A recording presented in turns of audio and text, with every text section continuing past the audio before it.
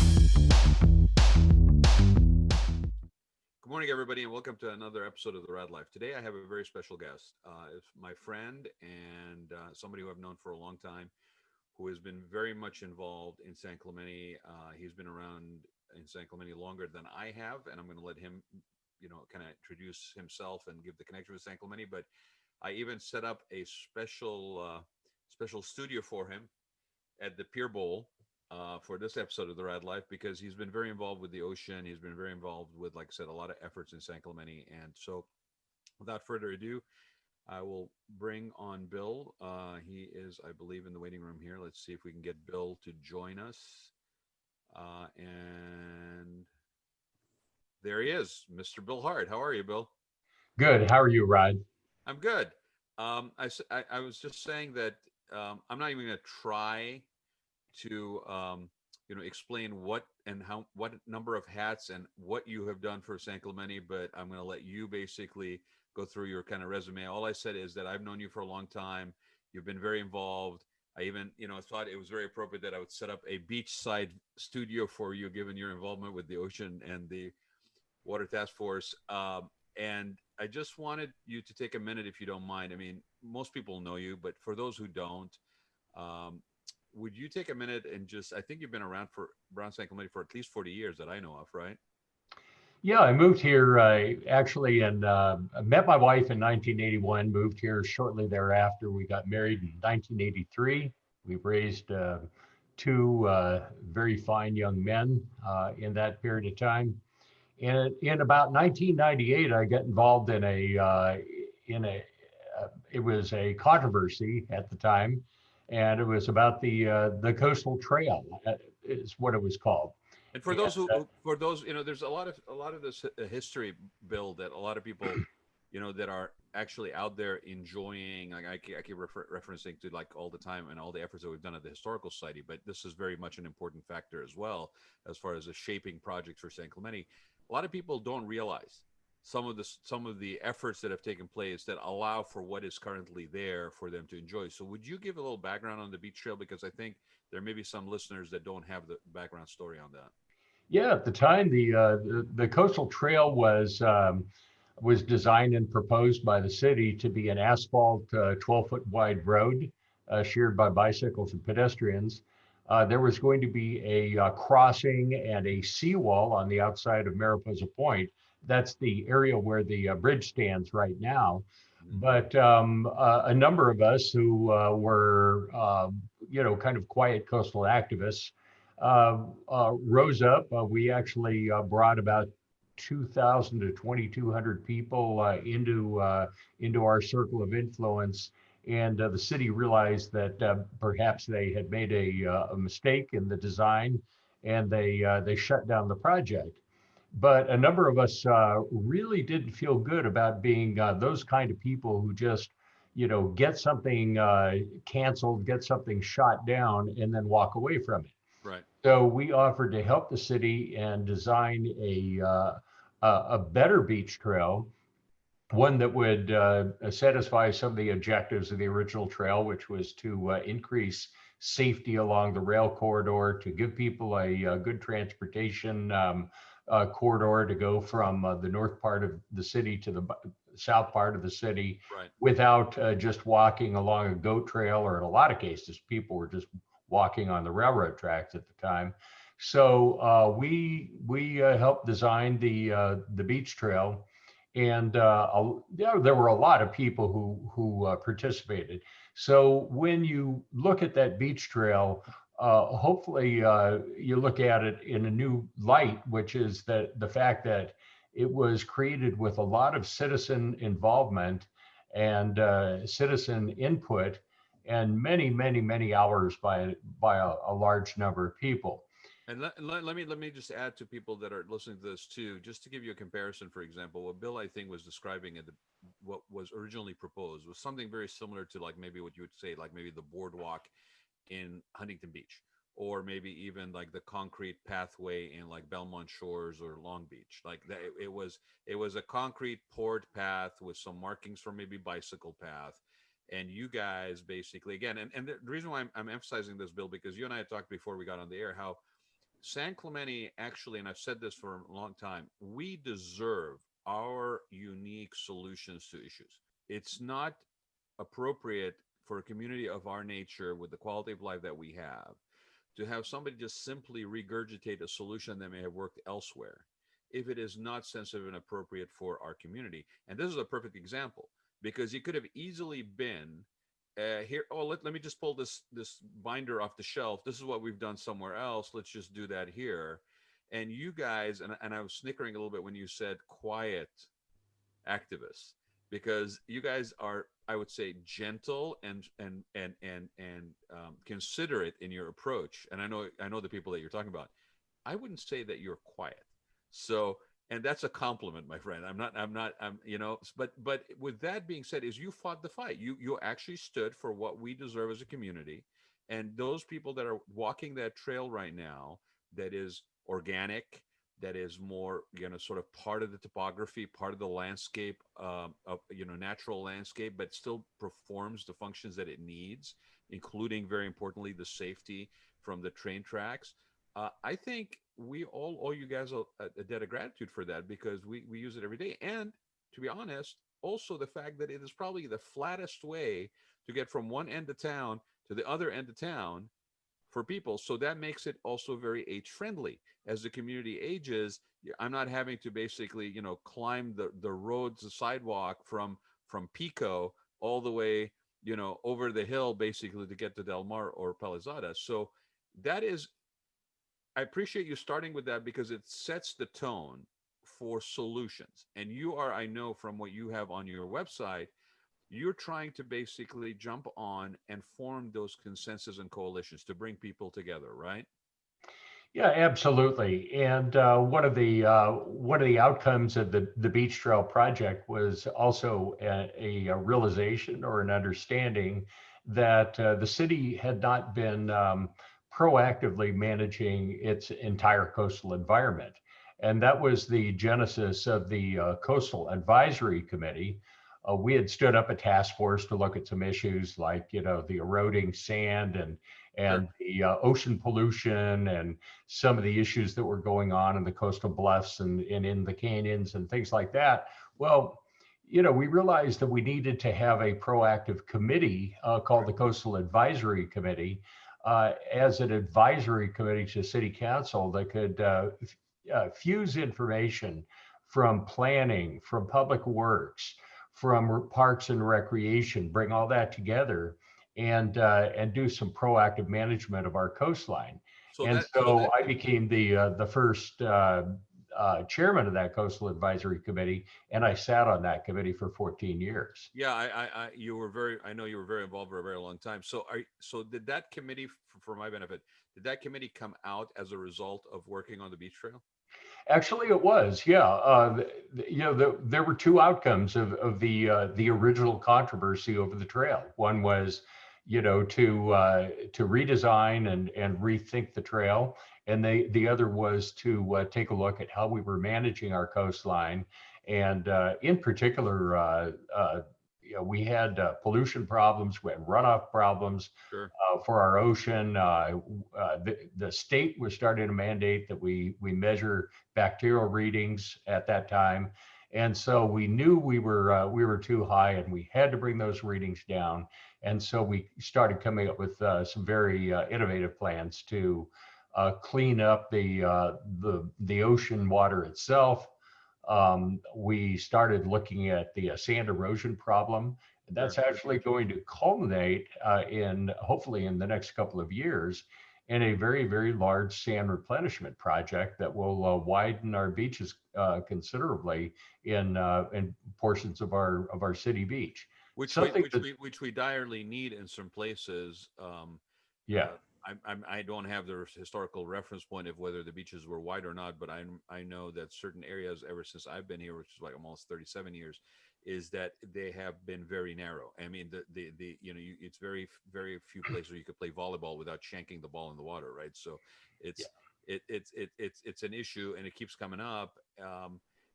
Bill, let's talk just for a second also, before we leave the beach trail situation. And I want to point out to some people who may also don't know, like Pucci Beach, we had an issue with what you're talking about a while, just not recently, but while I've been here, the erosion of the cliffs in Shore Cliffs, where we ended up basically PCH closing because of erosion and runoffs that was not really managed and controlled. So you guys have actually done an amazing job to not salvage, but to protect and enhance one of our primary assets, whether it's economic or otherwise, in this area. But I want to talk about this double tracking, because at one point people don't realize this, looking at, oh, how cute is this train running by, is at one point there was a discussion about double tracking the rail through San Clemente, right?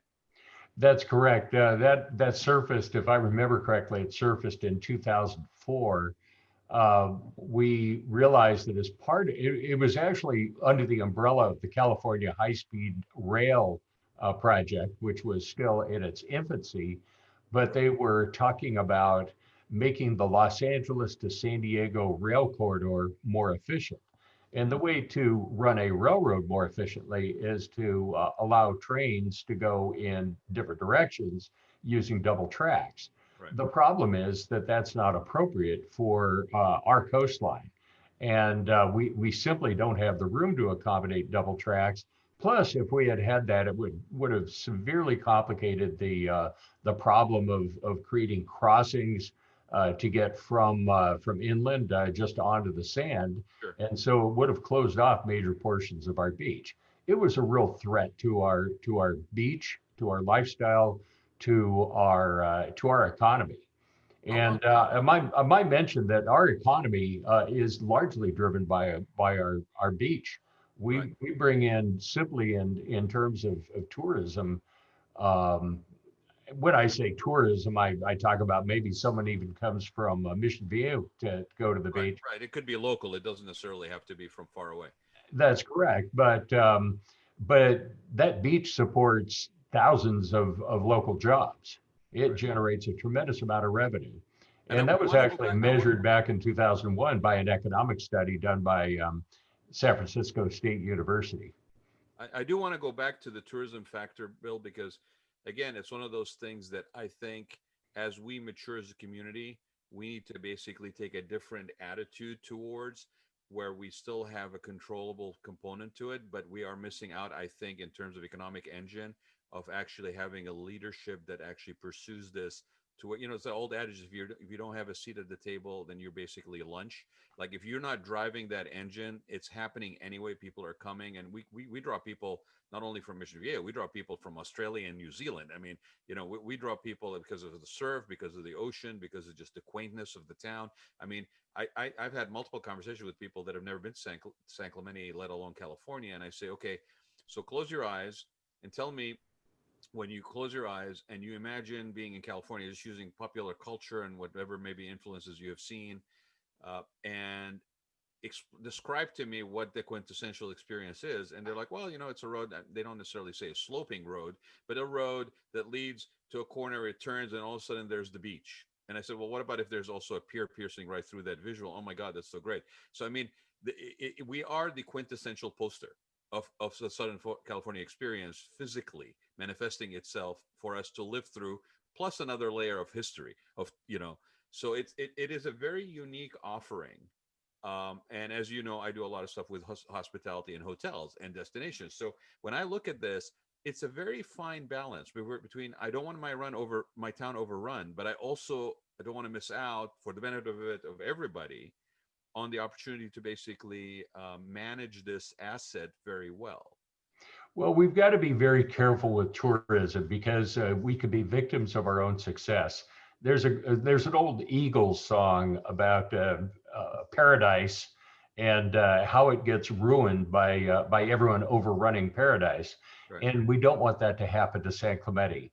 And that is the balance, Raad, because we need to manage our tourism in a way that's sensitive to the what I call the San Clemente vibe. And the San Clemente vibe is very, very special. Now, tourism is going to happen. We cannot, Exactly. just shut the doors and tell visitors they can't. It's going to come down. It's going to come. I mean, that's my question to you is, do you feel right now And it may be an issue of where we've been kind of growing to this point, so I don't want to really kind of like point a bad spotlight on anybody that's been on council or whatever. But do you feel that where we're at in San Clemente, we are actually managing that and strategically planning for that, and so that it's on our own terms, or do you feel that we're basically just avoiding it because it's a controversial issue? I don't think we're avoiding it entirely, but I think we could manage it a little bit more proactively. There are tourist areas of the town. I mean, I recently stood on the sidewalk on Del Mar, handing out campaign literature, Yeah. and I found that out of every three people, this is on a Saturday midday, two out of every three people were not from San Clemente. There were people visiting from out of town. Yep. So Del Mar is now a draw.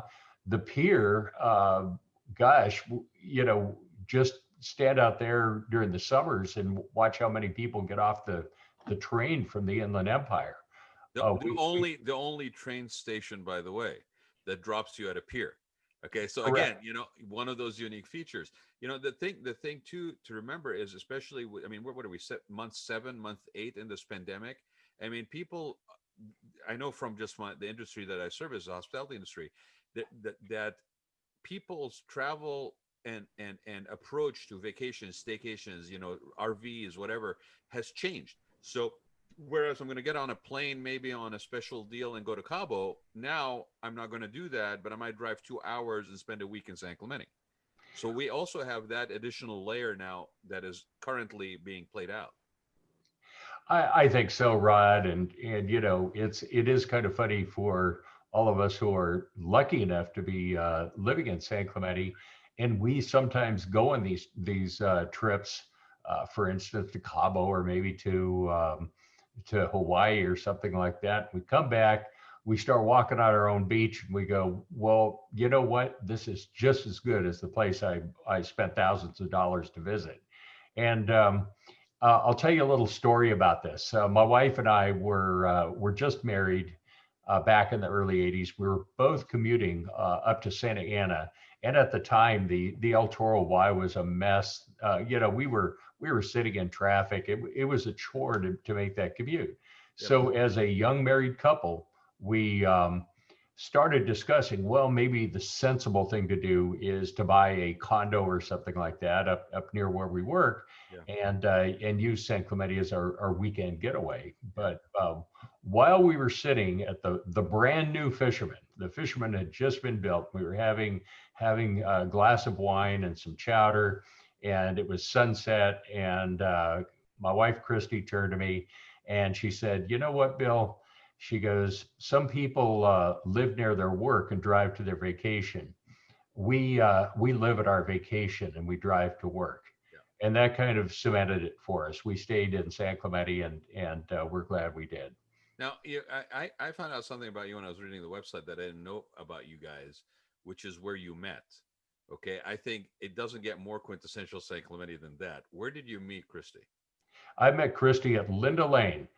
A friend of mine said, "Let's go to the beach." Well, I was living in a house with a couple of other single guys in Mission Viejo. So, going to the beach was just a thing to do on the weekends. Right.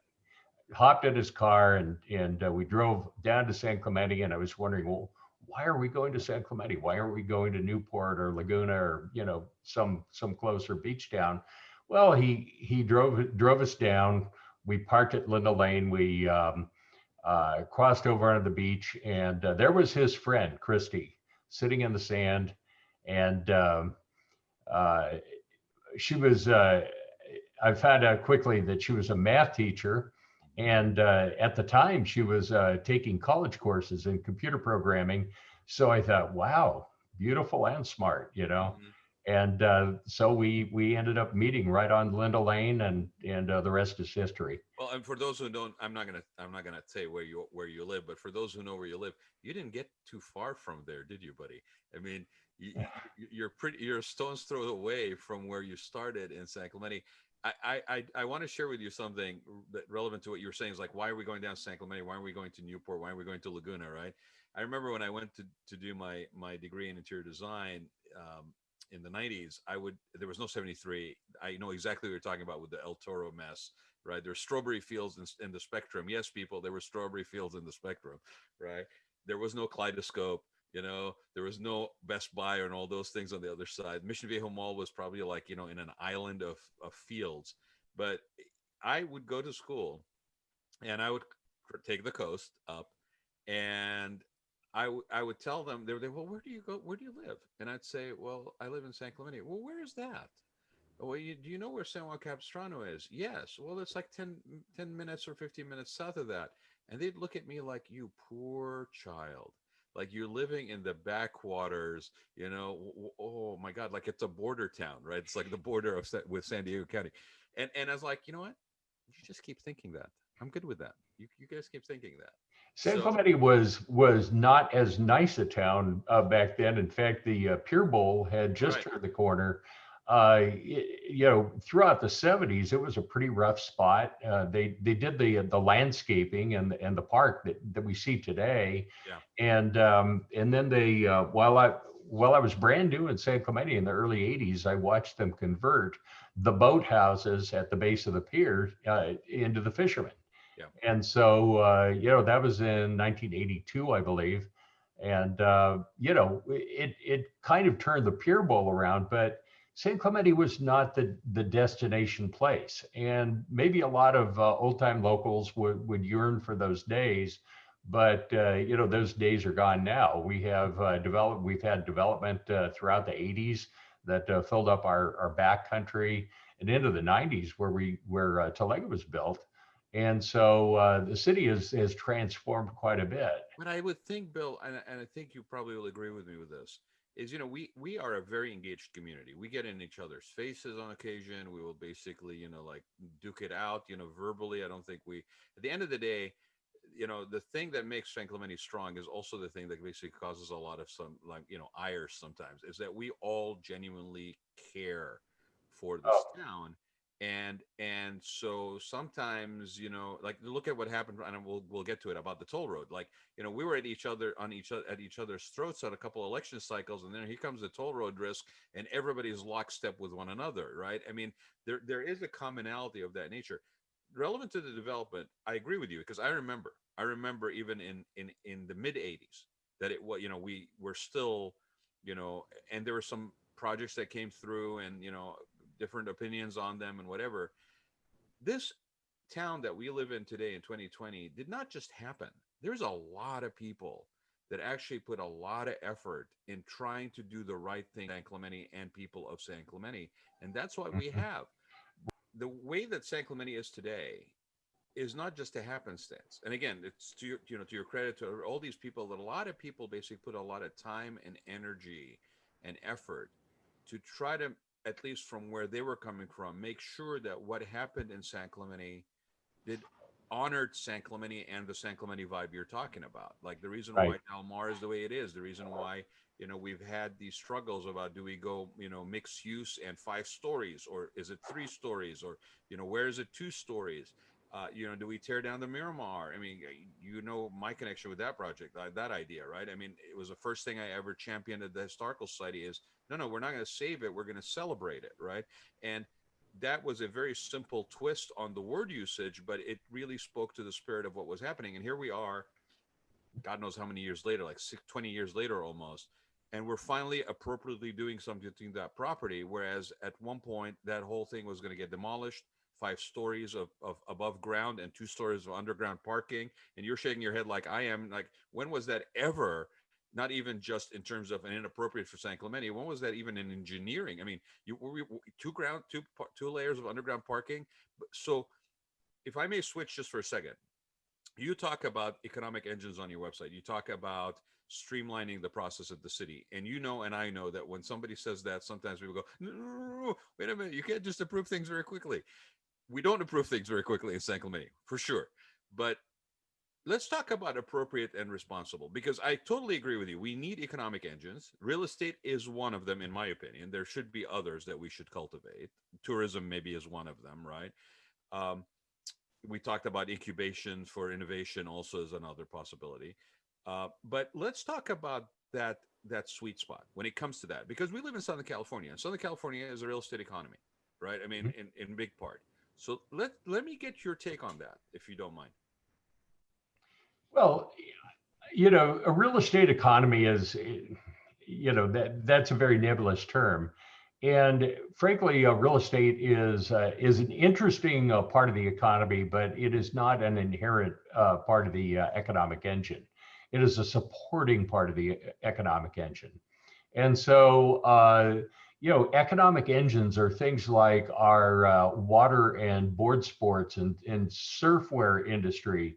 And we are a tremendous incubator for companies that come in and incubate on those, that innovate on those levels. And that's part of the San Clemente heritage is so many great companies have come out of San Clemente. Now, to actually run a company inside of San Clemente, frankly, if the company gets to a large scale, a great example is Oakley. Yeah. Uh, we're simply not going to be able to house the facilities to run an Oakley. But on the other hand, look at Rainbow Sandals, one of our great success stories over the years. And gosh, I have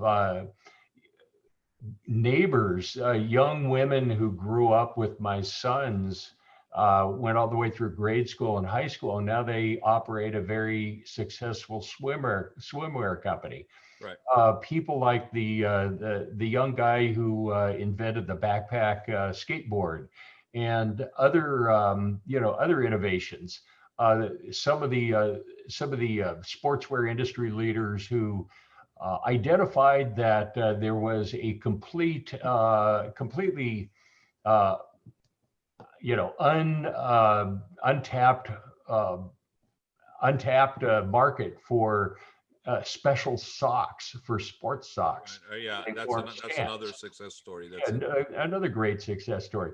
So, it just goes on and on and on. And San Clemente is a leading innovation center for sports and for board sports and for surfboards and everything else. We do have, of course, our industrial areas back in Rancho San Clemente and the Talega Business Park.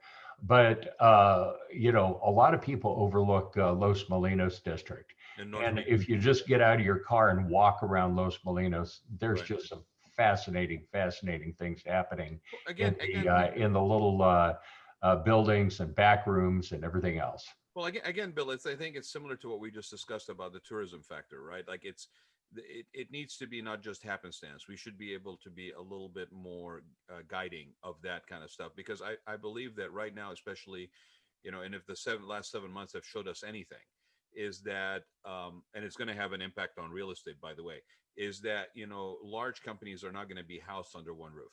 There's going to be remote work. There's going to be the ability to basically source out certain things that are manufacturing, but you're going to basically maintain maybe your innovation and R&D or whatever it is, in a combination of remote and, partial days at the office kind of thing. So that reduces the real estate requirements for company structures. Organizational structures become very different. And like you said earlier, why wouldn't I want to run a multinational company out of San Clemente if I can figure out a way to do it, with a view of like this behind me, right? I mean, so we have it reminds me of years ago, Bill, when my dad, who was a civil engineer, was working on a project in Kuwait, and he asked me to go see a guy that had been selling fountains, commercial scale fountains for projects, right? Design wise. He wanted me to go see them. And I'm thinking, okay, where am I going to go? Chicago, LA? We're like, where does he want me to go see this guy? Carmel, right? Carmel. His office was on the second story on the main street leading down to the beach in Carmel. And the guy was making millions of dollars out of there with 5 people basically working out of that office and two or three other ones remotely working from home with where they could take their lunch break and basically walk down to the beach. My point is, it requires a little bit more of an imagination, out of box thinking. And San Clemente, we really hold on to our heritage and history, but I think there's a place for that kind of thinking to meld very nicely with the quality of life that we all want to cherish, because that is the future. I think, I mean, we're losing our kids to places where they can go afford to live versus here, right? You got your own, your own sons. I mean, every family in San Clemente that's multi-generational faces this reality in some form or the other. But then, like you said, your neighbors, basically these young women that basically are starting a swimwear company, and I know exactly what you're talking about, and it's very successful. So, do you believe that there's a role that the city and the leadership of the city should play in that, or should it just be left to, free market forces and that's it? Like, should we be basically helping guide that? Should we put an infrastructure in place to make that more likely to happen successfully? Well, there are a couple of issues involved in that. First of all, is just the general blueprint of the city itself. And as you know, I spent 2.5 years as co-chair of our General Plan Advisory Right. Committee. Uh, for the uninitiated, for people who are not into city speak, the general plan is in fact the blueprint of San Clemente. It is the guiding principles, and also the overall layout of the city, traffic, what our public safety is supposed to look like. Everything else is all encapsulated in the general plan. Right. And so, having helped write the initial draft of the general plan, and having guided a very, very large committee of 26 people, and where all voices were heard. There was a historical society representative on that committee, Mike Cotter. There Absolutely. were people who were kind of pro-growth. There were real estate people, but there were also the people who wanted to put the brakes on growth and make sure that we did things in a very careful and deliberate way. So, bringing all that to consensus and bringing all those inputs into a document called the General Plan is a very important exercise. And that plan is essentially the constitution of San Clemente. It is our guiding document. And so, a lot of the principles that we've been discussing are captured in the general plan. They're already there. And so, in a lot of ways, all we have to do is turn back to the general plan and we can get guidance. Now, that doesn't mean everything's locked in place and that we can't make adjustments along the way. And there are Sure. methods for amending the It's a general it's a plan, guideline. It's a or plan. they're having deviations from the general plan. Right. But it is our guiding document. The second thing that you mentioned is, how do we institutionalize, Or even just economic champion, activity? or even just champion build. Like, it's not necessarily institutionalized per se, but consciously say, like, we are now going to champion this. Well, I'm a big believer in, government, say, minimizing its participation in Sure. economic activities, and allowing the free market to run with things as much as possible. But the city can enable economic activity. And part of that is through the general plan. And the other part is to set up a personnel infrastructure that allows these businesses to navigate the city processes, such as permit processes, and where there might be available space, or where there might be an appropriate place for them to start a business. And that is enabled through an economic development director. We used to have one in the city in the early 2000s. He Right. I remember. retired. We never replaced the position. Now we have recently given that title to one of our members of the planning department, and he's a young guy. He's very enthusiastic, Jonathan Lightfoot, and it'll be very interesting to see if he can encourage and guide businesses to make decisions that are compatible with our city.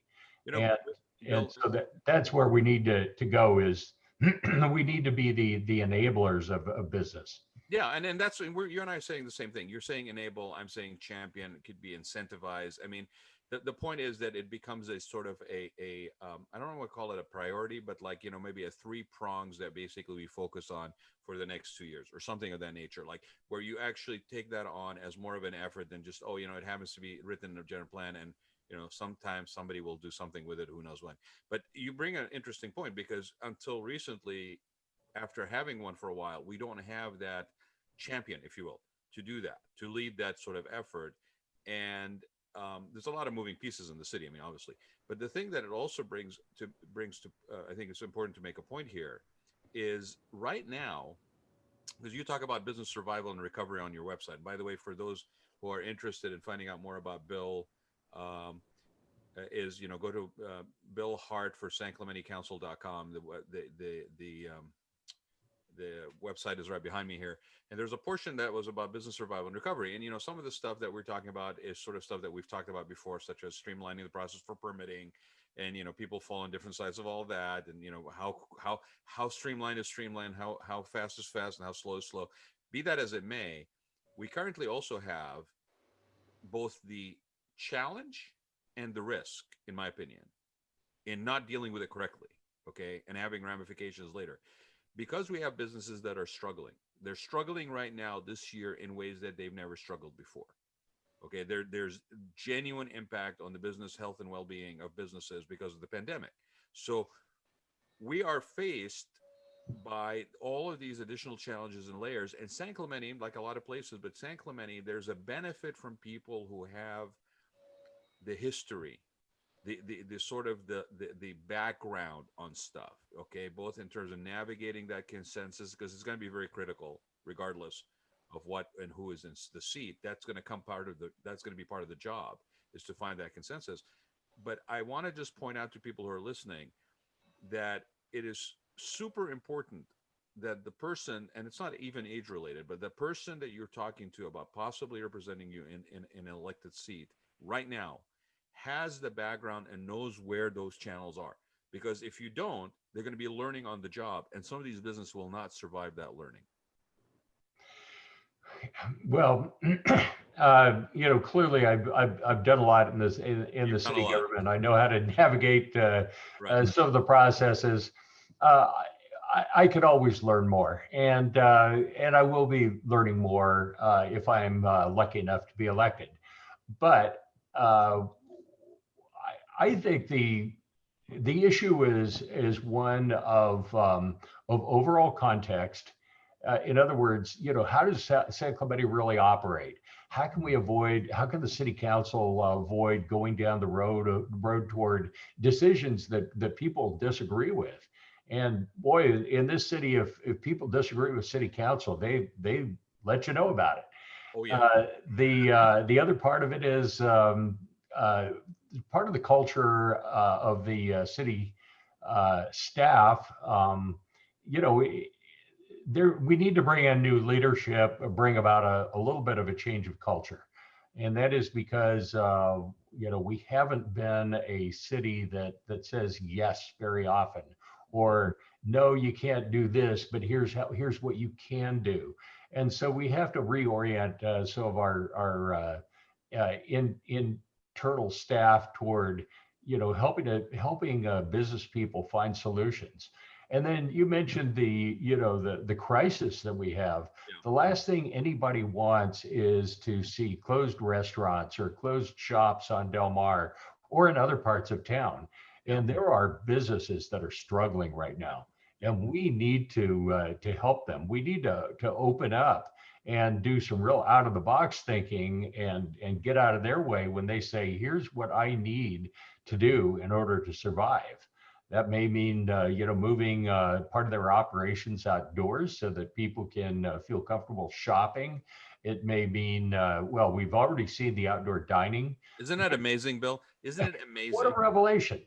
No, but first of all, yeah, I know you're tongue-in-cheek saying what a revelation, because there was plans about turning those paseos into exactly what's happening right now in Del Mar. But the thing that's fascinating to me, and it's amazing, you're a technology guy, you got a background in economics, we kind of have shared a little bit of that, you and I, but it's very fascinating to me that all of a sudden we are so easily adaptable. We are so easy to basically not spend 3 weeks or 3 months talking about those 2 additional seats of patio seating, right? But actually, sure, you go to Home Depot, get your wood, build your platform. Here it is. Go ahead, right? I mean, you know, some people say, well, once that genie is out of the bottle, it can't be put back in. And you know what? Maybe not. I mean, these challenges, and you on a, sort of the business side of things, you and I both understand two things, and you pointed out one, and I want to just basically highlight it again. We don't go into a situation as business owners or consultants and basically say to somebody, this plan that you have in place, it's not a good plan. We should just kill it, without actually having in your back pocket an alternative to discuss as a solution that is maybe a better one. Like, you Well, don't we go want right back to the beach trail on that one. exactly, Hmm. exactly, right back to the beach trail. So we have forgotten that. We've forgotten that it is part of the process to actually work towards alternatives if you don't like this. And it's not enough to just say, I don't like this, da da da, we got to kill it. That's it. I'm done. My work here is done. That's not where your work is done. You know, yeah, when we talk about Del Mar, which I love. I mean, everyone loves Del Mar, but geez, I've been around long enough to see the transformation. I Oh mean, yeah. I remember how dead it was. I Yep. remember the Cornet store, which was just Yep. this, big Where the ugly Avalanche is right blob now. on the corner. Yep. It you know, right now it's a very vibrant area, and even now with the with the outdoor dining, I remember having excuse me, I remember having a conversation with a woman who I would consider to be more traditional San Clemente thinking. And she was very, very concerned. Well, we can't allow those tables to take up parking spaces because, we're not going to have enough parking on Del Mar, and it's just going to be awful. And my thought was, well, if we allow all those restaurants to go out of business, there's going to be a lot of parking on Del Mar. We could have all the parking we want I if we transform it back to the way it was before, when nobody went to Del Mar. Yeah, I don't want to bring up a particular project, but Bill, the issue of parking killing something. I mean, you and I are very intimately aware of something that happened in this town that was used as an excuse as well. I'm not um, underplaying people's concern, but again, Yeah, I keep going back to this sort of leadership and championing. Somebody has to stand up and say, "Look, my interest is in doing the job that I'm being elected for versus just getting reelected." And I've known you long enough that I know what you're bringing to the table. So I will encourage everybody to basically get to find out more about Bill if you don't know about him. When if you don't know about him, where have you been living, under a rock? But well, thank you, Rod. basically, no, it's true. I mean, and we it's a fine balance. You got to find that consensus. You got to be willing to, sounds like a cliche, reach across the aisle, right? But you need to do that, and it's even more important in times like this. And if we look at this pandemic or the challenges that are facing, just like the beach trail, back to the beach trail situation, right? If we look at it as an opportunity to come up with something better that fits us, tailor made for us, then we succeed. It's when we stop thinking that that's a possibility, which is when we fail, and we get caught into this cycle. I mean, the homeless shelter, is another conversation. And I want to hit a couple of these things really quick while we Mhm. still have time. But the toll road, again, an example. I mean, look at that consensus, man. I mean, that is power, to have a whole town come together over an issue. And we are not a small town. I mean, we're built out completely, but or almost. But we're what, 64,000 people, 65,000. What's the 65,000. 65,000 people? I mean, that's not a little Mayberry, although we like to think of ourselves as Mayberry. But let I know what you're bringing to the table, buddy, and I appreciate the fact you're running. I'm kind of concerned for you, but you've been around long enough in the trenches. You know what's coming, right? You know what you got to deal with. But it's I'm glad to see you there, because I think we need that kind of mindset. We need the diversity of thinking. We need that kind of mindset, as well as new blood. You bring your new blood in terms of your ability to think and learn continuously. So that's you're kind of youthful that way. So, but it's time for this town to basically benefit from that. Let's talk about a couple of things. Public safety. Tell me what you think about public safety. Where are we at? What do we need to do? How serious is this? Well, a couple of issues. First of all, I participated on a task force called the Public Safety Task Force. The job of that task force was to assess whether or not we had the proper number of sheriffs, whether uh, we were doing all of the right things that the good policing entails, Right. and the reality is that we don't have the right head count. We need to add more head count. Now, I helped get that turned around a little bit. This is two budget cycles ago, Yeah. when the original proposed budget was just to keep headcount level. We informed City Council that we did not believe that we had enough headcount, and so we got a couple of deputies added that year, then two more again last year, and we still need a few more. I actually had a meeting with Sheriff Don Barnes on this, and I don't want to go into too many details, but let's just say that with a little bit larger force of manpower, we should be able to service the community adequately. So from a public safety standpoint, that's one aspect. The other aspect, though, is that there had been a cultural problem, and the cultural problem was where leadership at the city staff level did not regard the sheriff's department as part of the organization. They weren't treating them as part of the team, and we have got to treat both of our major contract agencies, the OC Fire Authority and the OC Sheriff's Department, as integral parts of the team. And so I had a conversation with once again with Don Barnes on this topic. He confirmed my suspicions that city management had been treating our local police forces as in a very standoffish manner, and we talked about how other cities do it. And we've got to bring, for instance, our police chief and our fire chief into weekly staff meetings at the city level, so that they know what's going on, even in Parks and Rec or in Public Works or whatever. I mean, there's got to be information sharing. They can't just it can't just be an us versus you environment.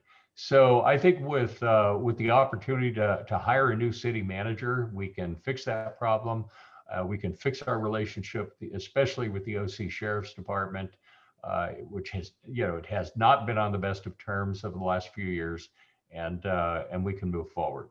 Well, just kind of following up on that. You talk about sustainability. You talk about fiscally being conservative in terms of making sure that we have enough resources, enough reserves. What do you say to people that basically equate that being a challenge when you're talking about adding more force? I mean, you've heard this as many years as I have, where people are like, well, we should have our own police department, which I think those days are gone.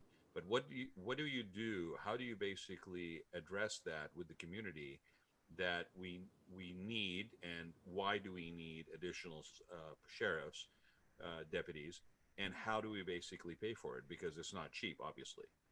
Well, the sheriffs actually keep very good metrics in terms of how strongly loaded their deputies are.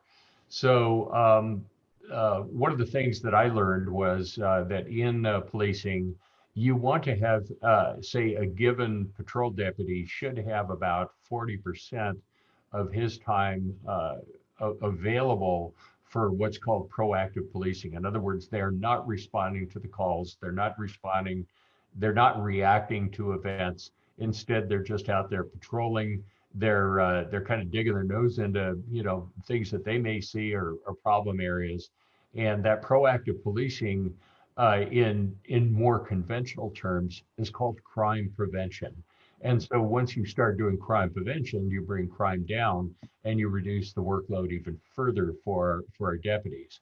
So we know from metrics that our deputies are spending 80 or 90% of their time just chasing one call or one event after another. And so all they're doing is reacting to events. And when you do that, you can't prevent crime. And so that's where you need to start putting more deputies on the street so that you have more unoccupied time that they can spend doing crime prevention. What are some of the crimes? What are some of the challenges that are happening? Like, is there a growth in, like, I don't know, like burglaries? I mean, obviously right now with a lot of people sequestered, I'm sure there's a lot of calls on like domestic violence and things of that nature. Is there a trend? I mean, obviously we're a bigger city, more affluent. You know, there's some that comes out with that. But are there some challenges that you're aware of that we're facing right now? Well, part of the issue is uh, some crimes don't get reported after a while. For instance, many property crimes these days are just going unreported because people have kind of given up on the police being able to solve them. So, for instance, my neighbor across the street had someone come in the middle of the night and saw off the catalytic converter from underneath his Jeep. That's a $2,000 part. Yeah. Whoever the thief is probably can take it to a scrap dealer and get a couple $100s for it.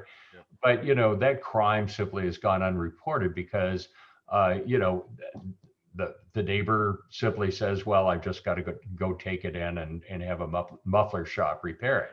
Yeah. And so, those kind of property crimes are, even though they are measurably going up, I don't think what we're seeing is the tip of the iceberg. I think there's a lot of property crimes in this town that are simply unreported. Stolen bicycles, all of a sudden e-bikes are disappearing. Those are, $2,000 vehicles.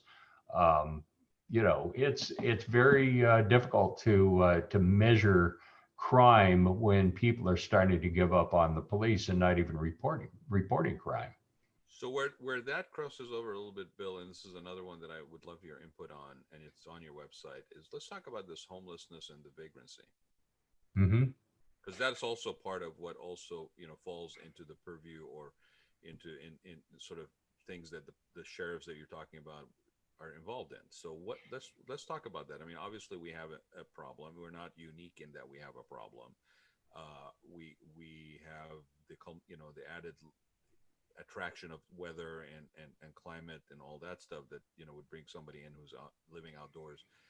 But let's talk about that. Like, obviously, and I don't want to rehash all the stuff that's happened before. Mm-hmm. Let's start where we're at, and what do you think needs to happen? Well, where we're at is, we're constrained by what the federal courts will allow us to do. And I mean, the simple answer is that until you have a bed for a homeless person, you cannot tell them that they can't sleep out in the open. Right. We can't tell them that they can't sleep on our beach or on our sidewalks or anywhere else. Right. And so There's the that real alternative issue, thing again.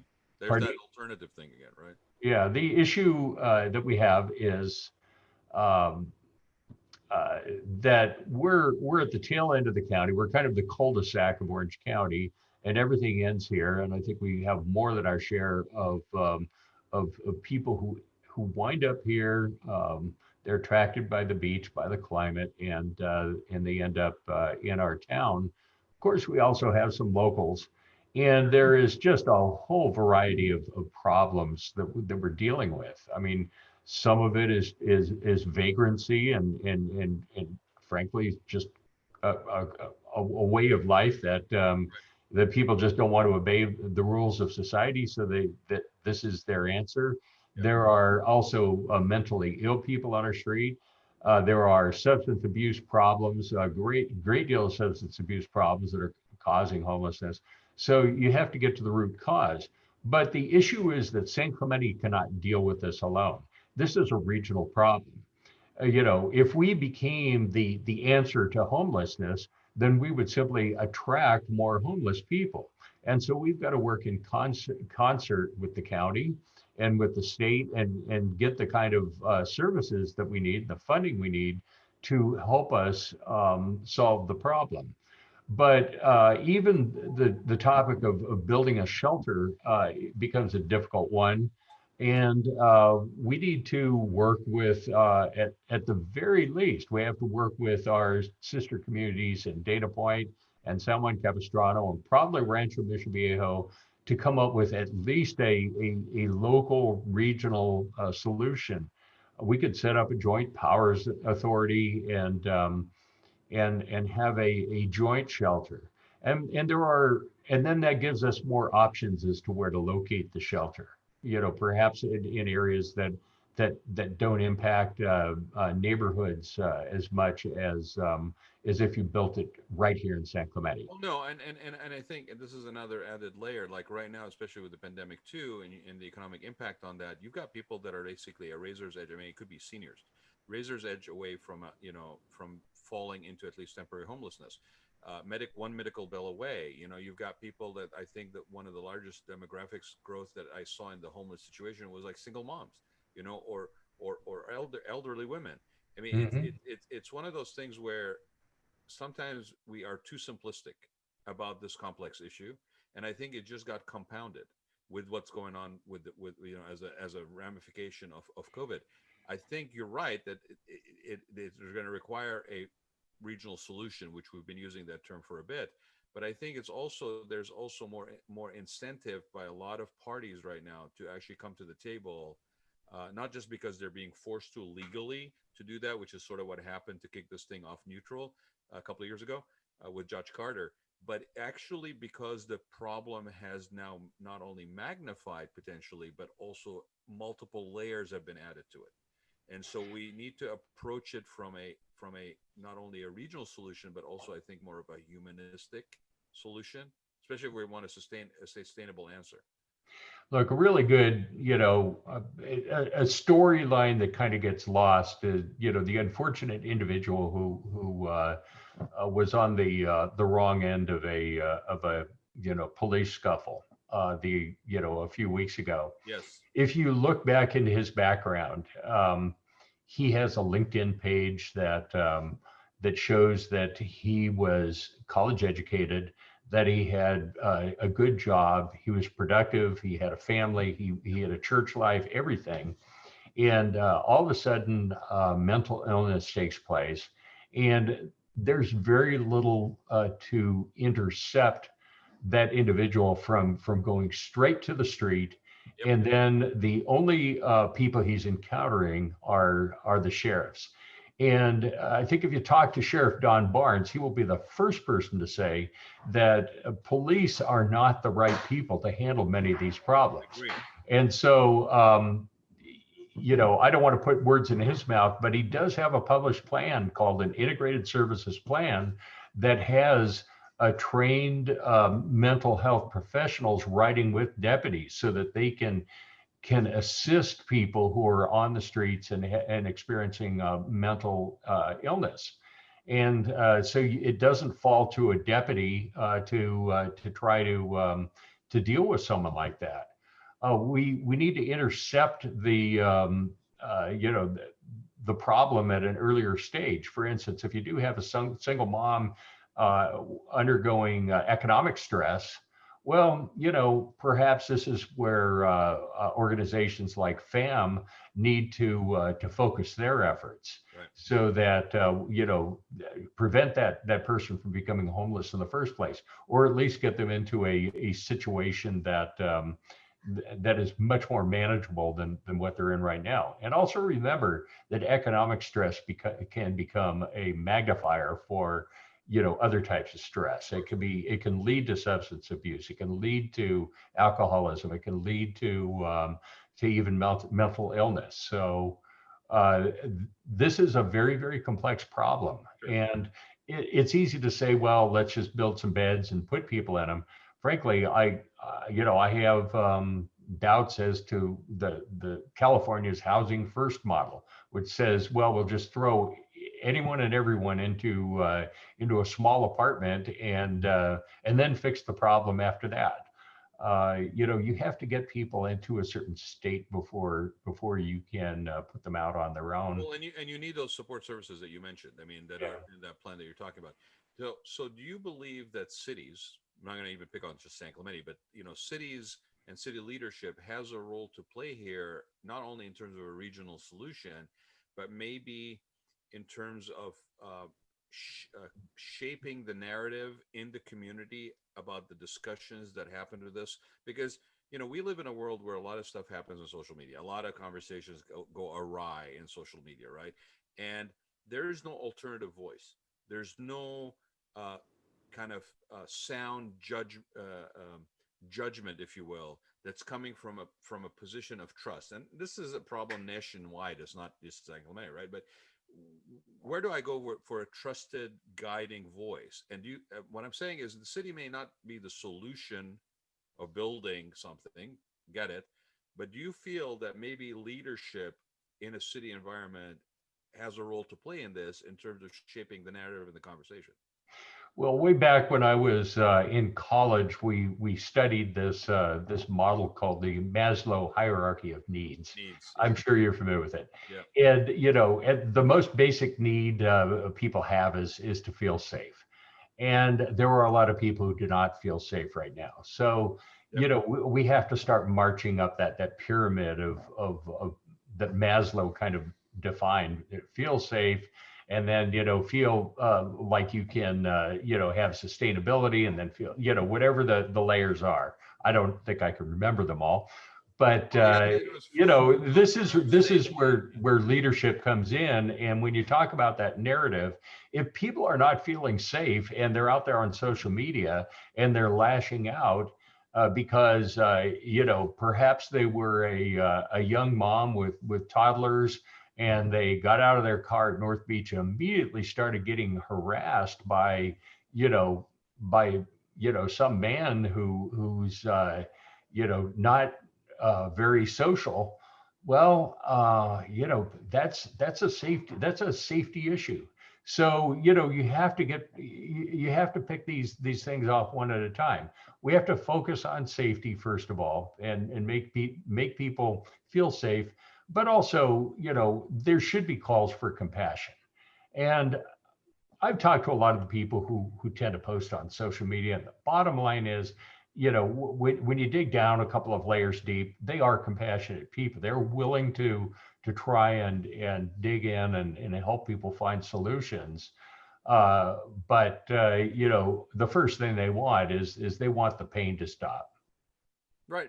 I mean, you know, it's a joke I use every on occasion from just a business perspective. I say it's like a lot of people basically sell themselves or sell their businesses where you walk in and let me tell you what I'm all about. Let me tell you what I bring to the table. Let me tell you all this stuff, right? Versus I've identified you have a problem, and this is what I'm proposing to fix it. And when people don't understand that, I say, okay, so you go to the dentist, you got a pain in your mouth. You go to the dentist, and the dentist, one type of dentist says, okay, open your mouth, let me take care of that. Now let's talk about how this doesn't happen again. The other type is, well, you see my degrees on the wall, and let me show you where I went to school, and let's all this stuff. Then we're going to take some X-rays, and then we're going to basically talk about what possibly we could do.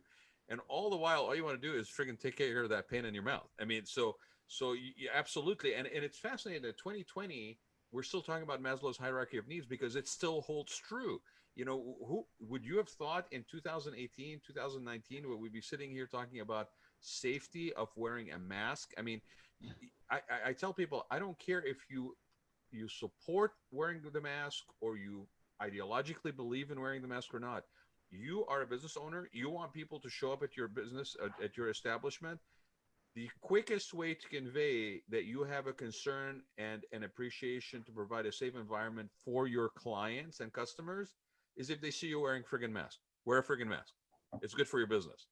I Hmm. mean, we're talking. You're right. And by the way, I pulled it up. Right. So, physiological needs: food, water, warmth, rest. That's the first layer of the pyramid. The second one up: safety needs: security, safety. Second one, out of five. Okay. Intimate relationships, friends. That's the next one. Prestige and feeling of accomplishment. That's the next one. And then you got self-actualization. But the basic needs: food, water, warmth, and rest, security and safety. So you're absolutely right, is that, we can wrap it up in whatever way we want, but at the end of the day, that's what really applies. So, yeah. So, I, I I'd love to be able to encapsulate a complete solution for homelessness, and in the time we have left. Frankly, it's an all afternoon No, it's not. discussion. It's not.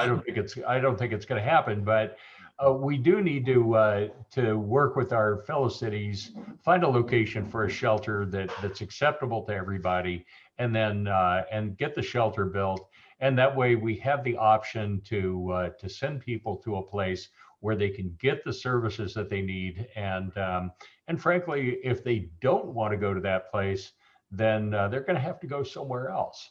Well, But many of them do want some assistance. right. And the people that are genuinely interested in basically not a lot of people, majority of people don't want to be on the street and they want to out, but they need a hand up kind of thing that is sustainable. And again, when you have a facility like that, it's useless unless you have all the support integrated services that you were talking about that, came up even in conversation with Sheriff Barnes. Um, and again, for those who think the homeless situation is this epidemic, that is basically hitting Orange County now, go and Google homelessness in the United States and look at the Wikipedia postings, right? I mean, it has always been, homelessness has always been part of developed society, urban centers. There's always been a degree of homelessness. Just like, when we talk about labor forces, right? You got sort of temporary unemployment or seasonal unemployment, things like that. There's always been a layer of homelessness. So this issue of, you're somehow going to eradicate homelessness is really kind of, I think, naive in my opinion. There's always going to be a situation like that, but you could probably come up with some sustainable solutions for your area. I want to end with this, Bill, and I really appreciate you taking the time. I mean, you and I could talk forever. Let's talk about, and I love the way you put it, by the way, right? Kill the toll road for good. Halloween is coming. This thing is like a zombie. It keeps rising from the dead, right? So let's talk about that. You have the perspective of also having been in San Clemente for so long. What is the deal with this thing? Why won't it go away? Well, first of all, this was a topic that united San Clemente in a way that I hadn't seen in many, many years. So, I wanted to send there is nobody who is for putting a ribbon of concrete down the Pico Valley and connecting it to the freeway right above our high school football field. That just, it was a ridiculous idea to begin with. I don't know what the people in other parts of the county were thinking, but they ran into a buzzsaw. They ran into an absolute buzzsaw, Rod.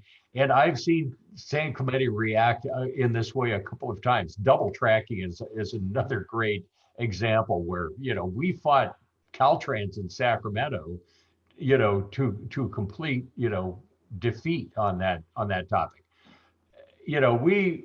When you get San Clemente's backed up, you have got to watch out, because this city will react and will react in a united way. So kudos to all the people who have fought the toll road.